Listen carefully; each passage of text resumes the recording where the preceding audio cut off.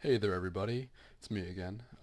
Today I'm going to show you a few cool ways to get away from players and mobs in SMPVP, a few cool traps and escape routes, things like that. I hope you enjoy it. So first off, I'm going to go with a pretty basic lava minecart system. I actually combined a couple of techniques here, but the idea is that when you approach this lava, should you right click, you will enter a minecart and you're able to get away. If someone's not aware of this, they'll either run into the lava, stare blankly, or they'll try to follow you in some way, but generally it gives you enough time to get away. Also, versus mobs and creepers, they'll burn up when they attempt to follow you, so it's great for an entrance to your base. So I'll show you all now how this works exactly. So I right click, and then I keep right clicking. And what happens is I travel through the lava into the minecart, and then I subsequently travel through the boats, basically boosting me along at high speeds. It gives you enough time to get a good gap away from someone, it's an easy way to escape, it's a good way to get away from creepers. And here I'll show you it one more time just to get the idea across. And there you go. Great. Now for this next one I'll show you one that I'm sure many people aren't actually going to be familiar with. This is a great trick for getting away from players, and it's really good for entrance to bases. It works as a one-way only minecart gate. That is to say that minecarts can pass through this without any issue, but players and enemies will be unable to do so, and I'll demonstrate here. So as you see me walk forward, I'm going to approach these blocks. And you're going to notice that I'm stepping on something that looks a bit like dirt, but it's actually called soul sand, and you get it from the nether. When I attempt to cross this cobblestone block, I will be unable to do so. And as you can see, even with jumping, I am unable to get over this block in any way, shape, or form. But when I put a minecart down, push it, and hop in, I'm able to cross over with ease. I'll show you from the other side too, just to get the... Approach it, and nothing, not able to go through. So, minecart again. Push and hop in, and I'm able to go over. So this works very well as a one-way minecart gate. The reason this is able to work is that soul sand is only 15/16ths of a block high, and with a water source underneath it, you actually sink into the block a bit. And because of that and this low ceiling, you have to actually jump to get on top of the cobblestone block because you're actually too low.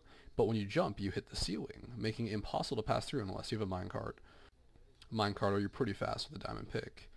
So that's quite an effective entrance to your base. You'll never see enemies getting through. They can still shoot through, and sometimes they'll bug through rarely, but generally it's quite a safe bet.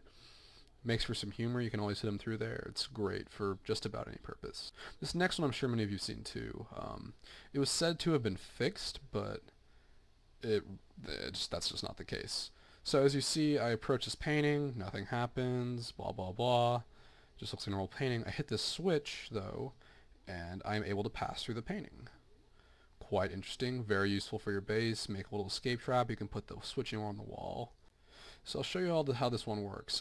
Basically, you put a door in a wall such as this, facing that direction.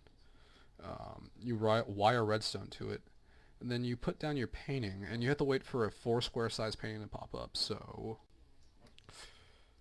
let's see, it often takes it takes quite a few tries generally, but that's the point of it. And it doesn't always, even once it's down, sometimes it'll break once you open the door, so it takes some luck. So there we go. So you all recall the door's closed. I try to pass through, nothing happens. Hit the switch again, and I am able to go right through. Pretty interesting. I'm sure many of you have seen this. It's nothing that new, but it's always helpful. But now, finally, I have the good part, the part I've been saving that I worked on for quite a while. If you watched some of my previous videos, I was showing you a proof of concept involving a room and a water trap, and I decided it was really ugly looking, so I remade it a little bit. Yeah, it's pretty cool. I'm sure a lot of people are actually pretty unfamiliar with how this whole system works. Water updating isn't terribly well known, but what you'll see is hit this button on the wall here, the door is going to open, and this time instead of the room flooding, and actually an escape route is going to appear right in front of me. Basically the wall is going to collapse, and I'll have a way out. It's very good, confusing. You can put this with, you can have one wall open, have another wall come down, you can have water come in, anything. It works quite well. Note that when I hit the door, nothing happens, but when I hit this button, you will see. Alright, and here we go. Let's hit this button, and you will see it happen. And watch this wall, and collapse. Oops, I'm unable to jump through. That's a little embarrassing. I didn't make it high enough. But as you see, the wall collapsed right in front of me, and should you have the foresight to knock down those two, you would have been able to get out as well. Well, that about wraps it up for this video. In my next video, I'm going to be showing you how to make an automatic loading and firing cannon. It's very useful. Only one button needed. It's great. It's quick to build. It's very handy. I hope you all enjoy it. Thanks for watching.